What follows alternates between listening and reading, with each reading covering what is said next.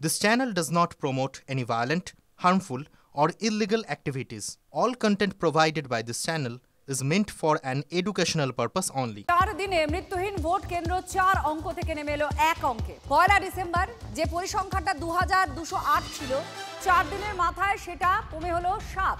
আর 1 December CEO দফতরে জেলাগুলি থেকে মৃত্যুহীন ভোট কেন্দ্রের সংখ্যা যেটা এসেছিল সেটা হচ্ছে 2208। তারপর যাচাই করা হয়, পর্যালোচনা করে ফের রিপোর্ট চায় কমিশন। এরপরে লাফিয়ে লাফিয়ে কমতে শুরু করে এই মৃত্যুহীন ভোট কেন্দ্রের সংখ্যা। 4 ডিসেম্বর মৃত্যু শূন্য ভোট কেন্দ্রের সংখ্যা দাঁড়ালো 7।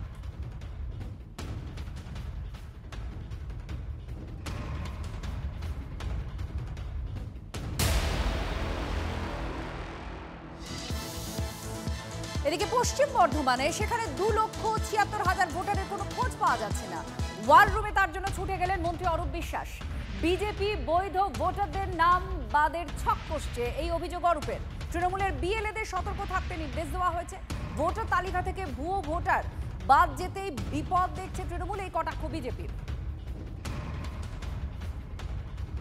সেটা এখনো সেই তথ্য আমাদের কাছে সঠিকভাবে এখনো নেই। ইলেকশন কমিশন আমাদের জানা, ওনারা তো নিজেদের মতো করে করছেন।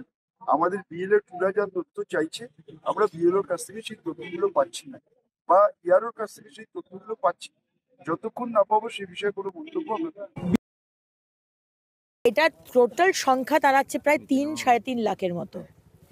এই 3-3.5 লাখ ভোটার এতদিন ধরে ভোটার লিস্টে ছিল শুধু আমাদের জেলায়। প্রত্যেকটা জেলায় তাহলে ধরে রাখুন, আমাদের জেলায় তো বর্ডার এরিয়া নয়। আজকে যেসব বর্ডার ডিস্ট্রিক্ট যেখান থেকে সম্পূর্ণভাবে রোহিঙ্গা অনুপ্রবেশকারী ঢুকেছে বাংলাদেশ থেকে, সেখানে সংখ্যাটা ভেবে দেখুন। এই কারণে কি মমতা ব্যানার্জি আপনি এসআইআরকে করতে দিতে চাইছেন না? এই যে এরা, এই যে 3 লক্ষের মতো আসানসোল জেলার যে ভুতুরে ভোটার, মৃত ভোটার, তারা তো এতদিন ভোট দিয়ে এসেছিল, তাই না? আপনার ক্যাডাররা তো তাদের নামে প্রত্যেকটা বুথে ভোট দিয়ে এসেছে। আমরা বুঝতে পারছি আপনি কেন এত ডেসপারেট এসআইআরকে বন্ধ করতে। প্রায় 10 বার গিয়েছে সব বাড়িতে, এখনো যাচ্ছে। সো যেখানে এটা বিএলও, লোকাল বিএলএ মিটিং করে ওদের ওপিনিয়নও নেওয়া হয়েছে। এই সবগুলো এএসডি মার্কিং মানে আমরা কনফার্ম করে, লোকাল যে বিএলএরা আছে কনফার্ম করে একাধিকবার, মিনিমাম 3 টাইমস, বাট এই বাড়িগুলোতে তো মিনিমাম 10 বার যাওয়া হয়েছে। এগুলো করে এই এএসডি মার্কিং করা হয়েছে।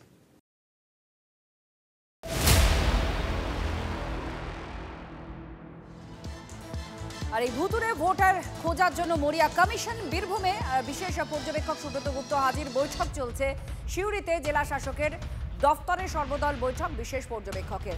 আপডেট নেব, আমাদের সঙ্গে হিমাদ্রি আমাদের প্রতিনিধি রয়েছেন। হিমাদ্রি, কি খবর? বৈঠক কি শেষ হয়ে গিয়েছে? কোনো রকম ইনপুটস কি আলোচনা হয়েছে? হ্যাঁ দেখো, কিছুক্ষণ আগেই সেই বৈঠক শেষ হয়েছে।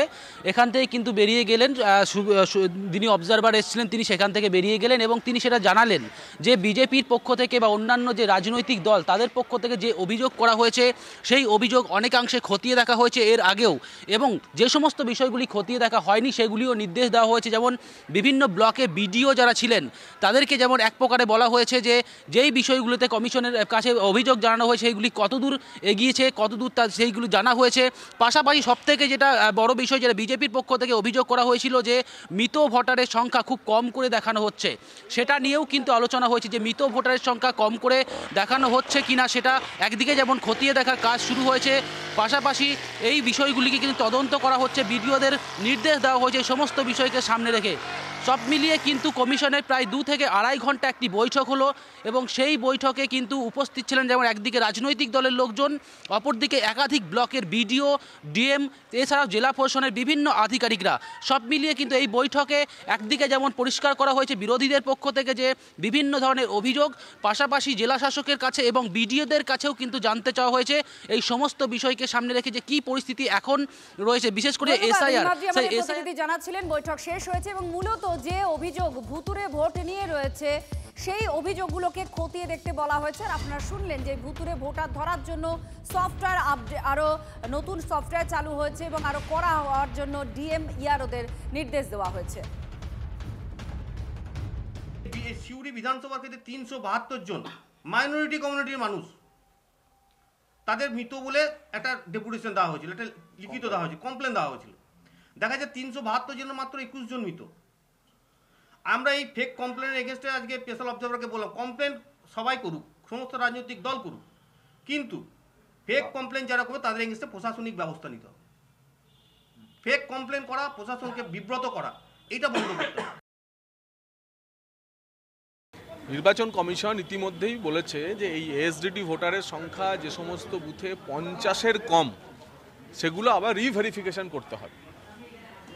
আমরা জানিয়েছি যে বীরভূম জেলায় প্রায় 800 বুথে এমন সংখ্যা, এটা 20, 22, 25 মধ্যে রয়েছে। তাই আমরা বলেছি যে বিএলওদের কাছ থেকে সার্টিফিকেট নিতে হবে, হলফনামা নিতে হবে যে তারা তাদের কাজ ঠিক মতো করেছেন।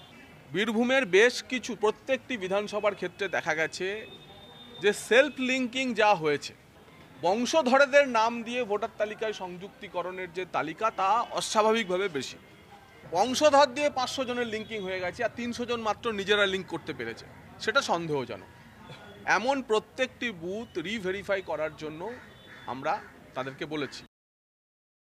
মৃতের কতগুলো চেক আপ আমরা করতে বলেছি, বিভিন্ন রকম চেক আপ করতে বলেছি। সেই চেক আপ করে যে বুথে পাওয়া যাবে যে মনে হচ্ছে যে মৃতের সংখ্যা সব রেকর্ডেড হয়নি, সেই সমস্ত বুথে নতুন করে ইআরওরা আরেকবার নিজেরা ব্যক্তিগতভাবে চেক আপ করবে। প্রয়োজনীয় ভোটার নিয়ে কি কোনো প্রয়োজনীয় ভোটার নিয়ে কিছু সমস্যা কথা বলেছেন ওনারা, কিন্তু এটাও ঠিক যে প্রয়োজনীয় ভোটার নিয়ে একদিকে যেমন সমস্যাও আছে, আবার অন্যদিকে এটাও আছে যে বেশ কিছু ক্ষেত্রে মাইগ্রেন্ট লেবার আছে যারা 2002-এর সময় কেউই ছিলেন না সেখানে সার্ভের জন্য, এরকম তথ্য উঠে এসছে।